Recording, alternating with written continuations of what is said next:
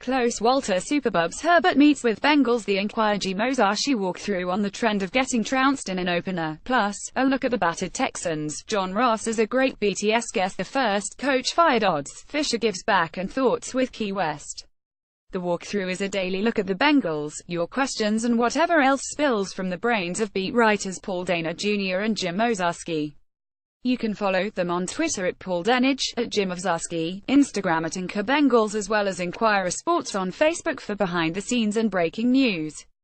Those who have read my writing, even dating back to my days writing the Bearcats Breakfast, know my dedication toward diving into the numbers to find trends through relevant history. Coming off of Sunday's blowout against Baltimore, digging into this history immediately came to mind. How do you look up the eventual endgame of the Ono Fati Yara Terrible this year opener? The ultimate demoralization in wandering comes with no offense and a blowout loss. So, I went through the last 10 years and found teams that opened the season with a loss of at least 20 points and scored 10 points or less in the process. How did their seasons turn out? Is there a long list of examples of teams shaking off a poor opener to be fine at their Super Bowl shams who wet themselves on opening day? Or as a team that plays that bad in the first game of the year, when everybody enters with full energy and emotion, destined to failure? Well, sorry, Bengals fans. You might not like what my research turned up. This happened 13 times since 2008. Of those 13 teams, only the 2011 Steelers finished the year above .500. They lost 357 at Baltimore, who won the division and missed the Super Bowl by a Lee Evans drop, and Billy Cundiff missed 32-yard field goal in New England. The rest were not pretty. Carolina finished 88, and there ends anybody reaching .500. In fact, 7 of the 13 teams finished with 4 wins or less. Here's the complete list. 2008 Seattle lost 3,410 at Buffalo, 4,120. 2008 St. Louis lost 383 at Philadelphia, 2,140. 2009 St. Louis lost 280 at Seattle, 1,150. 2009 Carolina lost 3,810 versus Philadelphia, 880. 2010 San Francisco lost 316 at Seattle, 6,100. 2011 Pittsburgh lost 357 at Baltimore, 124. Wild card 2011 Kansas City lost 417 versus Buffalo, 790. 2011 Indianapolis lost 347 at Houston, 2,140. 2012 Miami lost 3,010 at Houston, 790. 2013 Jacksonville lost 282 versus Kansas City, 4,120. 2014 St. Louis lost 346 versus Minnesota, 6,102. 2015 Cleveland lost 3,110 at NY Jets, 3,130. 2016 LA Rams lost 280 at San Francisco, 412 average 5.110.9. This recent history becomes even more interesting to track considering the results of last weekend. 4 teams suffered such a result, the most in this span. That includes both teams facing off Thursday. 2017 San Francisco lost 233 versus Carolina, 2017 Indianapolis lost 469 at LA Rams, 2017 Houston lost 297 versus Jacksonville, 2017 Cincinnati lost 200 versus Baltimore. Because I know him, just playing into the Paul Downer Jr. moniker, he'll bring some sunshine. There are a few recent examples for keeping in mind, even though they didn't directly fit into these parameters. Minnesota started the season with a confounding 203 loss at an awful San Francisco team in 2015, only to go on to make the playoffs and only be a Blair Walsh shank from winning in the first round. Of course, with this group you can look back to the 4,413 loss at Baltimore in the primetime opener in 2012. They made the playoffs, going 106. Also, the 2003 Patriots lost 310 to Buffalo in the opener, then proceeded to go 142 and win the Super Bowl. These Bengals are not those Patriots, but worth mentioning. On tap to Dano Media Access, on the day before the game. Bengals host Texans, 8:30 p.m. on Thursday. Twitter question of the day: why is every Texans T on the injury report? Brian at Bartbo, September 12, 2017. The answer, Brian, is yes. All 3 suffered concussions and are unlikely to play.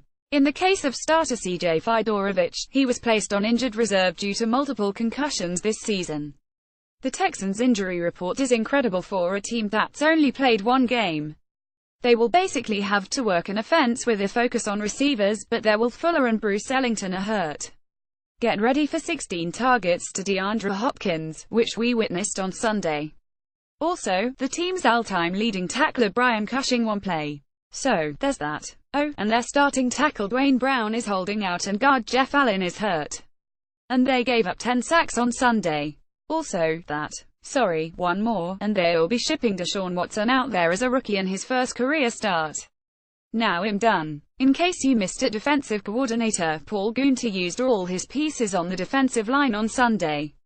Jim documents the deep rotation and how the players handled the new usage. Doc wonders if he overrated this group. Beyond the stripers, John Ross III was one of those draft picks that give a little bread to the scribes. Super interesting guy, great storylines, better personality, then, of course, rare football skill set to go with it. He showed it off last night on BTS. One of the best guests we've had. Really enjoyed his hot seat with Doc. He pulled off a gag that made me tense up for more than a second. Close the Bengals rookie wide receiver talks Snoop Dogg, the draft process and an infamous game of one-on-one. The Enquirer Know Your Opponent Houston Chronicle. The Texans had to promote a practice squad rookie named Evan Bayless to play tight end. Deshaun Watson will be the guy. Around the division, Steelers 10 Ed Bouchette points out that the head-hunting Steelers will be paying fines and also paying further when it comes to their reputation after Sunday's personal fouls. Bengals fans sitting here with their arms out wondering why everyone is so late to the party. Ravens 10 lost in the Baltimore win was Danny Woodhead missing 68 weeks. He was plotted as a centerpiece of this offense. Browns 0-1 WR Kenny Britt with an inexcusable drop and now his starting job is in jeopardy. Bengals Instagram of the day. Jackie Fisher giving back to his alma mater, Traverse City West High School. Using the Nike pull to drop a bank of new Nikes on the kids. Degenerate cornered folks at betdsi.eu made changes to the first coach fired prop bet after week 1. Bill O'Brien, Marvin Lewis and Chuck Pagano shot up the charts. Ill offered 2 tips: don't bet on Marvin.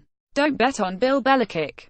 Todd Bowles NYJ 300, Chuck Pagano IND 350, Hugh Jackson CLE 675, Marvin Lewis CIN 700, Bill O'Brien Howe 800, John Fox Kai 800, Jim Caldwell Det 1200, Ben McAdoo NYG 1200, Sean Payton No 1400, Adam Gase Mia 1500, Jay Gruden was 1800, Mike Mularkey 10 2300, Mike Zimmerman 2500, Doug Marone Jax 3000, Dan Quinn ATL 3300, Mike McCarthy GB 3300, Ron Rivera Carr 3300, Dirk Coetta TB 3300, Sean McDermott BUF 3500, Doug Peterson Phi 3500, Sean McVay La 4500, Jason Garrett Al 4500, Vance Joseph Den 5000, Anthony Lynn Lack 5500, Bruce Arians ARZ 5500, Jack Del Rio Oak 6000, John Harbaugh Bal 6000, Mike Tomlin Pitt 6000, Kyle Shanahan SF 7500, Andy Reid KC 10,000, Pete Carroll C 15,000, Bill Belichick NE 50,000. Randomness letting teens sleep in would save the $9 billion per year according to a report.